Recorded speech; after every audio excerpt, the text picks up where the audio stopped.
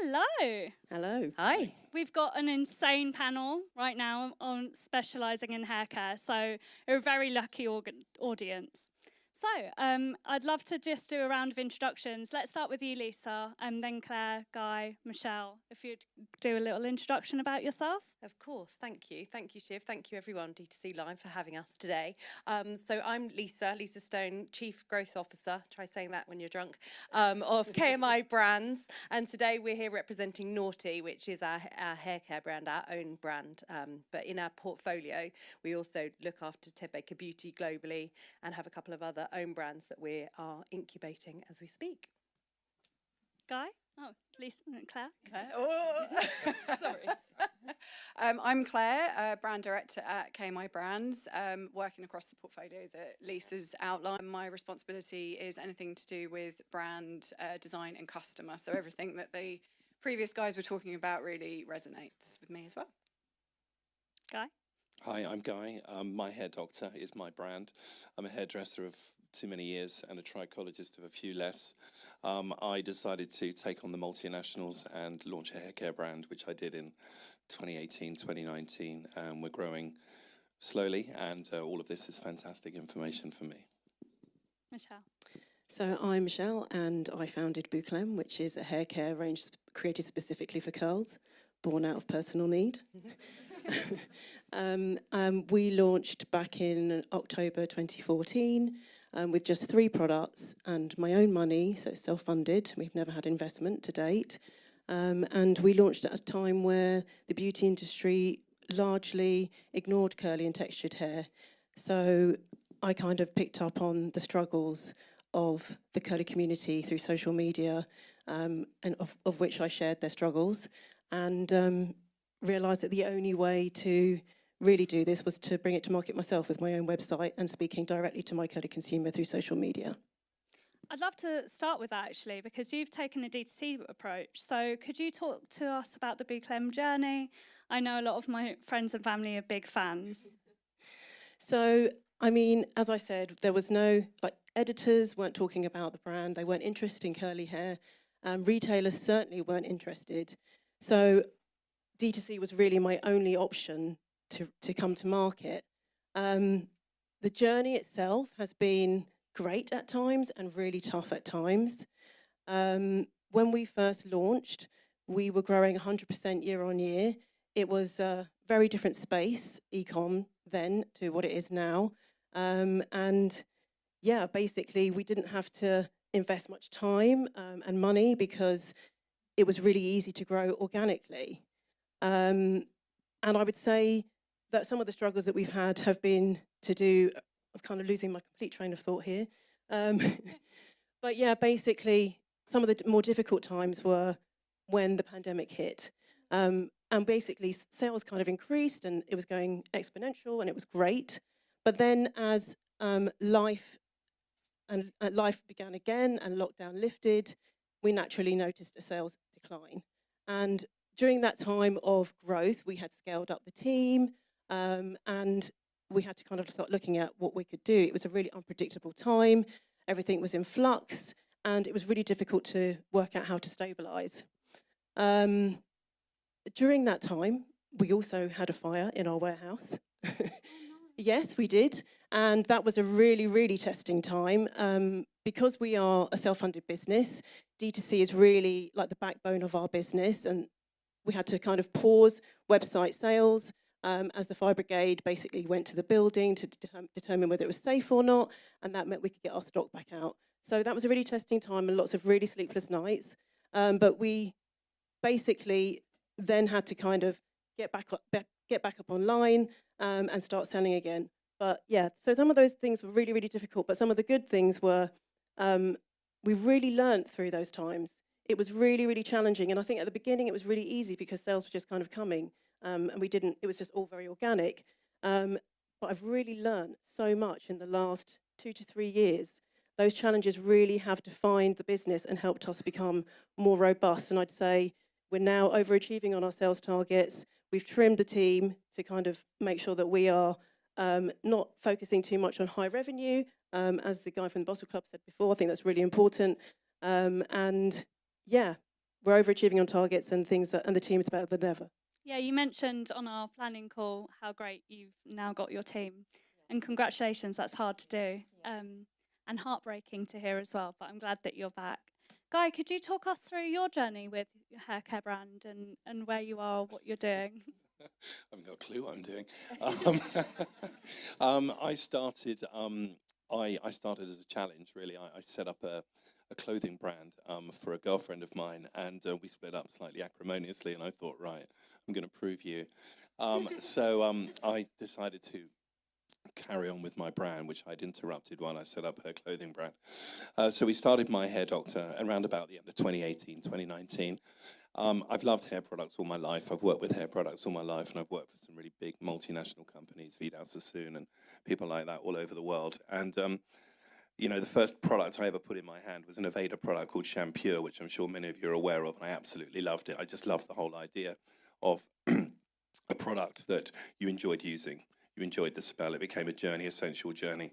So I thought, I know a lot about product. I know a lot about ingredients. I've used all the brands. I was the first ever person to bring Kiehl's into the UK. I wish I'd held on to it.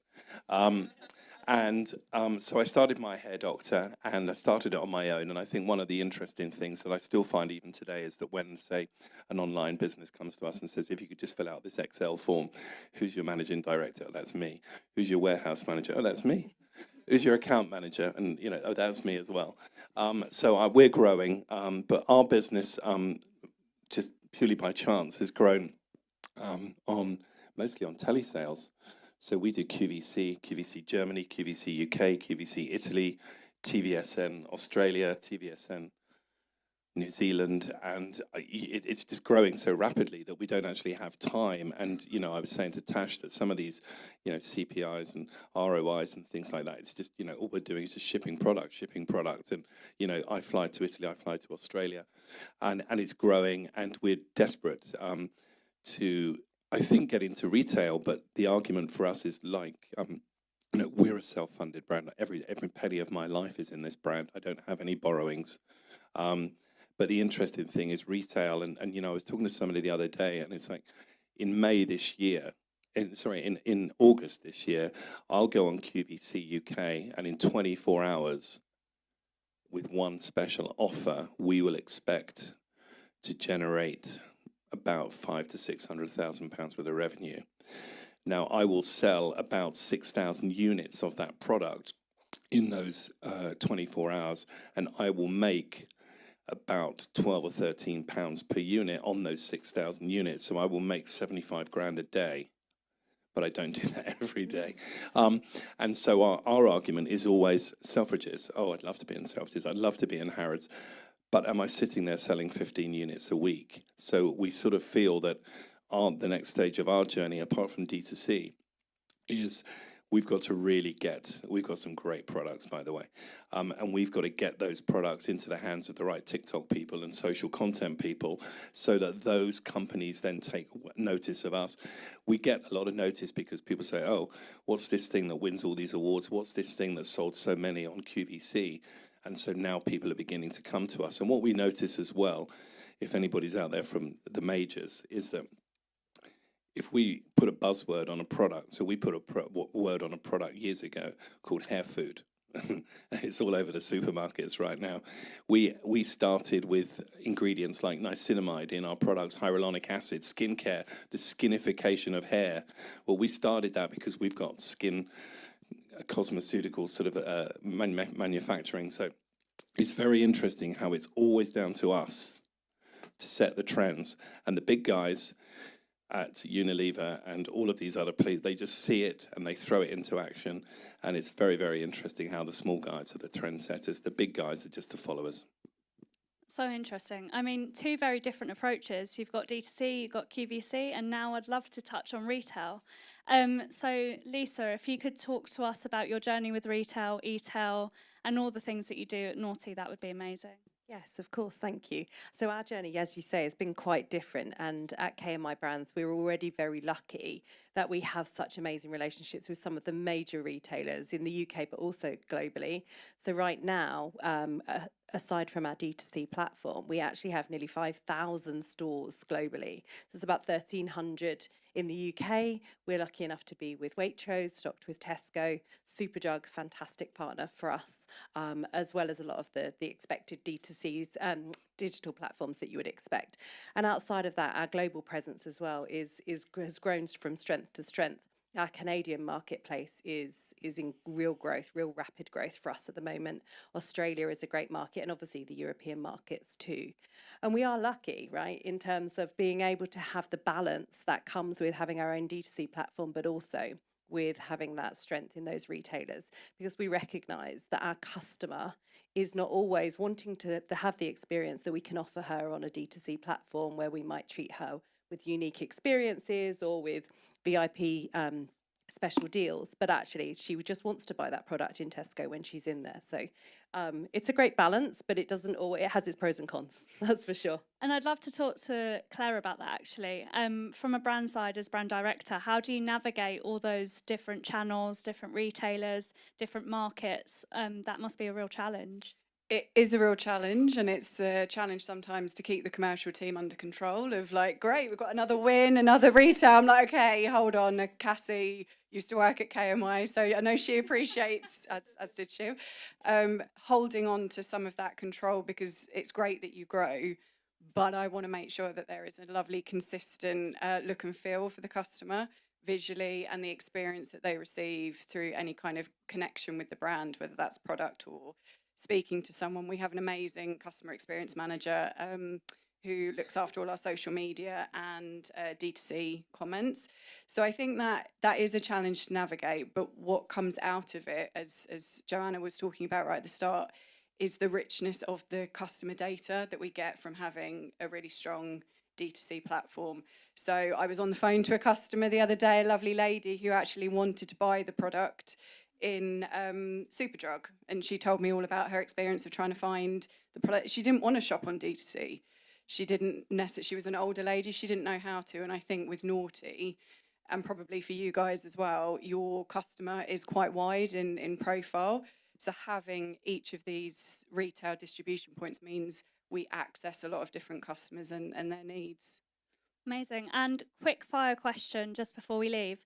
If you could talk on the D2C, the QVC and the retail, what tips would you give the brands in the room on getting into those channels? With D2C, what I'd say I learned was that I actually didn't bring somebody on as a head of eCom for too long. I didn't bring someone on until year 6, and that was only because we'd had such growth in the pandemic, and I needed somebody to help me because it was just kind of out of control, and it was only 2 of us. So don't wait too long, and when you are looking for your person, you need somebody who understands tech, development, reporting, data analysis, marketing, trading, all of that. Somebody can present to you data all day long, but unless you understand the reasons why, what's happening, you can't understand the picture and you can't work out the next steps. Amazing. Guy? I think for me, my advice would be around QVC and sort of channels like that. It looks great on the outside and it's brilliant on the inside. You know, they look after you, they're very, very kind to you, they're lovely, but of course, they will barge you down on price. They will absolutely batter you on price. And the other thing is the most challenging part for QVC UK is they have a returns policy which basically says you can do what you like with the product. You can drink it, you can decant it, you can send us back a box of chocolates, you can send us back a can of antifreeze, and we will give you your money back, and we will charge the brand back. And that's a big challenge for us because we get so much crap back all the time. I didn't like this hair mask, and it's like, well, why the hell did you send me back Fairy Liquid?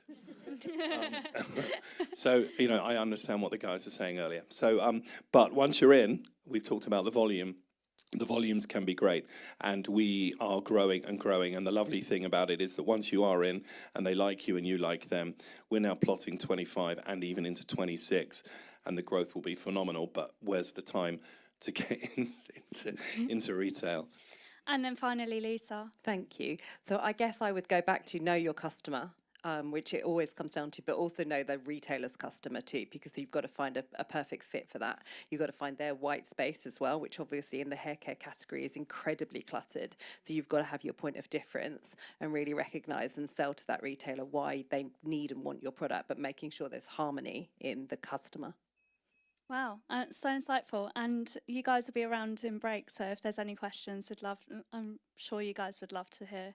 Thank you so much for today, guys. Thanks, Thank Shiv. you. Thank Thank you. you.